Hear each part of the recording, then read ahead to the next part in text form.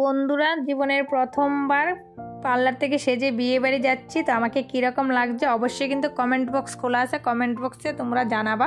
তো দেখো, তোমাদের সঙ্গে বক বক করতে করতে চলে আসলাম আমরা হাবড়া স্টেশনে। আর বাড়ির থেকে সবাই সেজে গুজে এসে আমাকে কিন্তু পার্লার থেকে নিয়ে এসছে, আমি আর বাড়ির যাওয়ার চান্স পাইনি।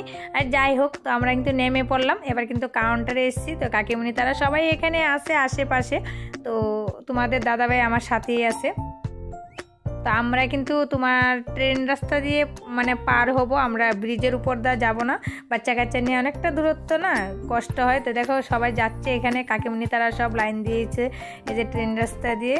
তো আমরা কিন্তু চলে আসলাম রাস্তাটা মানে পার হয়ে। তো এবার এখানে দাঁড়িয়ে রয়েছি, কারণ প্রচুর ভিড়। সবাই বলছে আজকে ভিড় হবে না, রবিবার, কিন্তু না, প্রচুর ভিড় হয়েছে। তো একটা ট্রেন কিন্তু মানে চলে গেছে, আমরা সেটা দিয়ে যাইনি, কারণ সে ট্রেনটা প্রচুর ভিড় ছিল, তার জন্য সবাই বসে রয়েছি। বাচ্চা কাচ্চা নিয়ে আমরা যাব না, আমরা ফাঁকা ট্রেনে যাব। তো আমাদের কিন্তু বেশ মজা লাগছে, কাকিমণি তার আর ভালো লাগছে না, বসে বসে ওরা বুড় হয়ে গেল। এবার আরেকটা ট্রেন চলে আসছে, তো এটাতে আমরা যাব। সবাই দেখতেই পাচ্ছ বসার থেকে উঠে পড়েছে। তো আমরা কিন্তু এবার কলকাতা যেয়ে তোমাদের সঙ্গে আবার দেখা হবে, এবার রাখবো। বন্ধুরা, আমরা নেমে পড়েছি ট্রেনের থেকে, দেখতেই পাচ্ছ রাস্তাটা মানে পার হচ্ছি, তারপরে আমরা যাব এবার অটো স্ট্যান্ডে। এখানে আগে আগে সবাই আছে, দেখতেই পাচ্ছ কাকিমণি, দাদাভাই, রুমি সবাই আছে এখানে, কাকা, ছোটো কাকিমণি, আমার যা, আগে আগে সবাই আছে। তো আমরা চলে এসেছি কিন্তু অটো স্ট্যান্ডে। তো ওখানে ওরা গাড়িগুলি ঠিক করছে, কে কে যাবো, আমরা তো অনেক লোক এসেছি। তো আমি আর কাকিমণি এখানে বসে পড়লাম। তো আমরা যাচ্ছি এবার ওইখানে, আবার যেখানে যাব এখানে কাকা, মেজো কাকা এসে আমাদেরকে নেবে। তো আমরা কিন্তু এবার ঢুকে পড়লাম গলি দিয়ে, দেখতেই পাচ্ছ দুই পাশে দোকান, আর রাস্তা দিয়ে প্রচুর মানে জ্যামে পড়ে গেছি আমরা। তো জ্যামে পড়লো, স্লোভাবে চলছে গাড়ি, মানে থেমে নেই।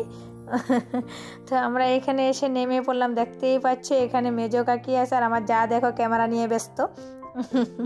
তো আমরা চলে আসলাম হোটেলে, দেখতেই পাচ্ছ আমরা চলে আসলাম হোটেলে, বৌভাতের অনুষ্ঠানটা হোটেলেই হচ্ছে। আর দেখো এখানে এসে দেখি লোকজন বেশি নেই, 10-12 জন আছে। আর তো এখানে মেজো কাকা দাঁড়িয়েছে, আর রুমি দেখো ফুচকা খেতে যাচ্ছে, আমার মেয়ে এখানে দাঁড়িয়ে রয়েছে। তো ওরা ডেকে নিয়ে এসেছি, ওরা এদিকে তোমার পকোড়া খাবে, কারণ ফুচকা খেলে তো ঠান্ডা লাগবে, তার জন্য পকোড়া খাচ্ছে। মেয়েকে বলেছি আমার জন্য পকোড়া নিতে।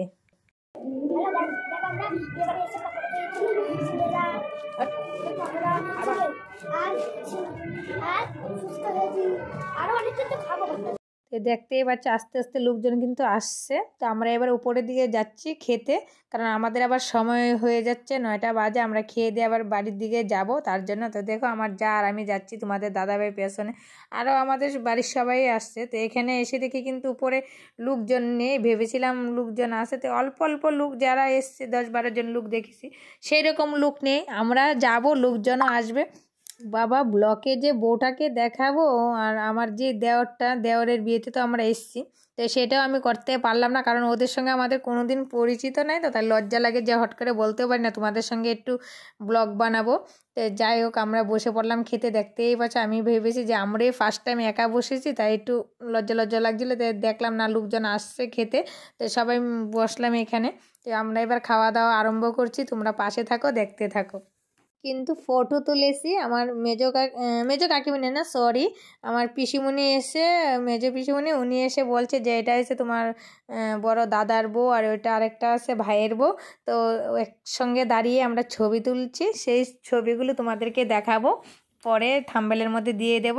তো দেখো আমরা খাওয়া দাওয়া করছি, দেখতেই পাচ্ছ কাকিমণি আর দীপশিকা, মানে আমার ছোটো যা, আর আমার ছেলে, আর মেয়েটারে দেখা যাচ্ছে না ছেলের জন্য।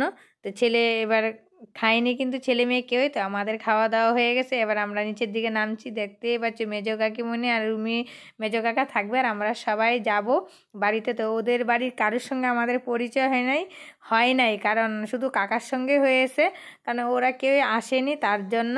তো দেখতেই পাচ্ছ, এবার দেখি আমরাও বাড়ির দিকে যাব, আর দেখি লোকজন মানে আস্তে আস্তে সবাই এসছে। তো আমাদের আর টাইম নেই, তোমাদের দাদাভাই দিকে মানে আমাকে চিল্লাচ্ছে যে আসো তাড়াতাড়ি, তবু আমি কিন্তু ভয়েতেও তবু ক্যামেরাটা একটু মানে দেখাচ্ছি যে একটু আমরা চলে যাব, সেটা ব্লগে না দেখালে হয়, তার জন্য। তো আমরা কিন্তু চলে এসেছি, আর দেখো আমার ছোটো যা কাকা আর কাকিমণি পেছনে আসছে, আর লোকজন কিন্তু বিয়ে বাড়িতে যাচ্ছে। তো তো আমরা টোটোতে বসে পড়লাম, দেখতেই পাচ্ছ। তো আমরা টোটো চলতে থাকি, তোমরা দেখতে থাকো।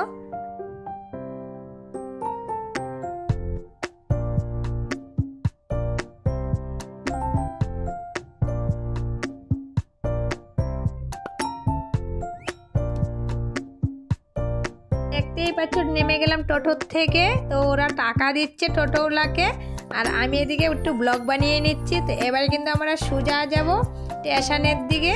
তো গলিগালা দিয়ে ঢুকতে হয়, গলির ভিতর দিয়ে আসছি, দেখতেই পাচ্ছি এখানটা দিয়ে ছেলে মেয়ে আমার পেছনে, আর তোমাদের দাদাভাই আছে, আর আমি সামনের দিকে। তো এবারে কিন্তু আমরা এই স্টেশনে হাবড়া সোজা চলে যাবো। এটা বিরাটিয়া স্টেশন, মানে বিরাটিয়ার থেকে আমরা উঠে চলে যাবো একদম হাবড়া স্টেশনে। তো এখানে কাকা কাকিমণি সবাই বসে রয়েছে। আমি কিন্তু জায়গার নামও জানি না, তো আমি আনুমানিক বলছি, কারণ বিরাটি যেহেতু মানে আমরা গেছি বিরাটির থেকেই আমরা স্টেশনে, বিরাটি স্টেশন থেকে আমরা রেলে উঠেছি, দেখতেই পাচ্ছ। তো সবাই নামছে, তারপরে আমরা সবাই উঠছি। এদিকে ডাক্কাডাক্কি করে ওঠার দরকার নেই, এত ভিড় নেই। যাই হোক, তো আমরা বসে পড়লাম, দেখতেই পাচ্ছ ভালোভাবেই বসেছি। আমার না একটা কীরকম হচ্ছে, তো কাকিমণি বললো তুমি একটু চাদরটা দিয়ে একটু শুয়ে পড়ো। তো আমি একটু শোয়ার চেষ্টা, মানে শুয়েতে বললো যে একটু বন্ধ করে রাখো, তবে সত্যি আরাম লাগবে। আমি যে রিটার্ন করেছি না, আমার গাড়ি করে আমরা চলতে পারি, একটু বমি বমি লাগে, তার জন্য দেখো ঠান্ডা লেগেছে, তার জন্য কাশি হচ্ছে, আর একটু চোখটা বন্ধ করতে পারিনি। তো দেখতেই পাচ্ছ আমরা নেমে গেলাম। তো এবার স্টেশন পারে আমাদের গাড়ি চলে এসছে। তো আমরা গাড়িতে বসে পড়েছি সবাই মিলে। আমি ভালো করে কান টান ঢেকে নিয়েছি, কারণ প্রচুর ঠান্ডা লাগে, ঠান্ডাটা কানের ভিতর দিয়ে গেলে আমার তো এমনিতে গলাতে প্রচুর ব্যথা হয়ে রয়েছে ঠান্ডার থেকে। আমাদের সঙ্গে বক বক করতে করতে চলে আসলাম বাড়ির সামনে। দেখতেই পাচ্ছ যেই কাকার গাড়ি গেছি সেই কাকার গাড়ি আমরা এসেছি। কাকাকে বলেছি রাস্তায় নামিয়ে দিতে আমাদের। তা রাস্তা থেকে আমাদের বাড়ি তিনটে, মেজো কাকা ছোটো কাকা আমাদের বাড়ি। তো আমাদের বাড়ি পরে, তো আমরা কিন্তু বাড়িতে চলে এসেছি, দেখতেই পাচ্ছ। তো আমি আর ব্লগটা বেশি বড় করব না, এখানেই শেষ করব। তো আমরা ঘরে যেতে থাকি, তোমরা আমার চ্যানেলটাকে সাবস্ক্রাইব করতে থাকো। আগামী কোনো ভিডিও না আসা আগে তোমরা ভালো থাকো, সুস্থ থাকো। Good night, by.